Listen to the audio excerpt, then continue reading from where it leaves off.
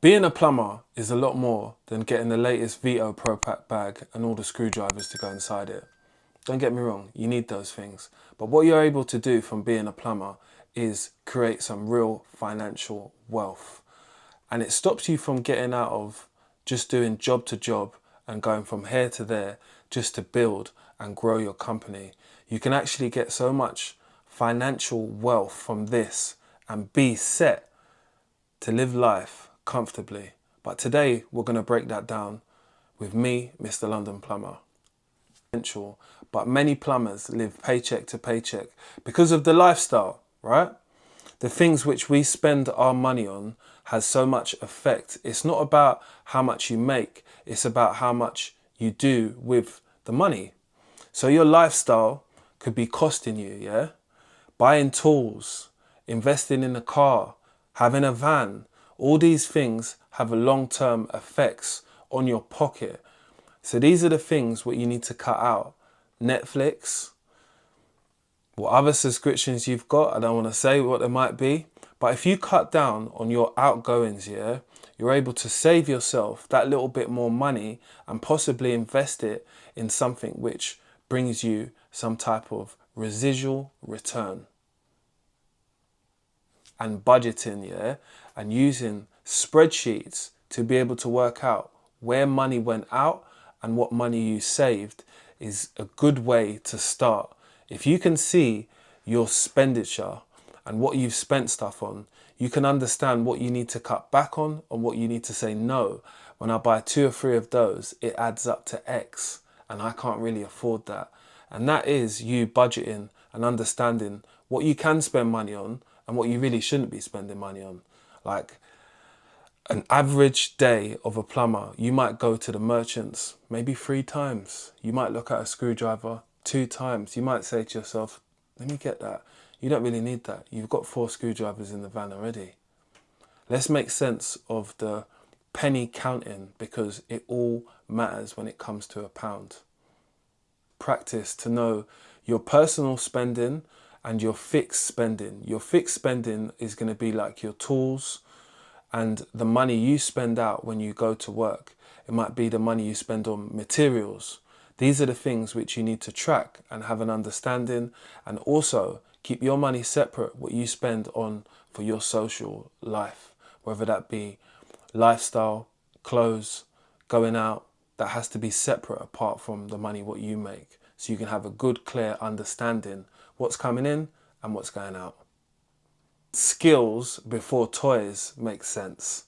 Look, we've all got this tool what we want to buy, but do you really need it?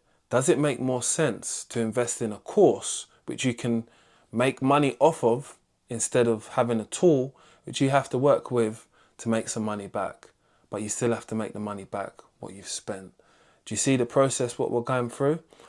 Don't get me wrong, it's important to have the right tools for the job, but it's more important to have the qualifications because people pay for your qualifications, and that will bring more revenue to your business and allow you to operate and do more services.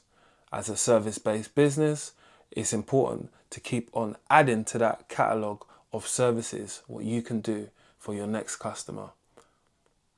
Services can obviously earn more money. If you're a plumber that does plumbing and you do drainage, you can obviously earn more money. Don't invest in your van if you've not invested in yourself first. Make it make sense. Invest within yourself. It's so necessary for plumbers. Everybody knows plumbers can have slow seasons. So you could have a slow season from 3 to 6 months. That way you haven't got as much work as you normally have. How are you going to keep yourself afloat? By your savings. This is key, yeah?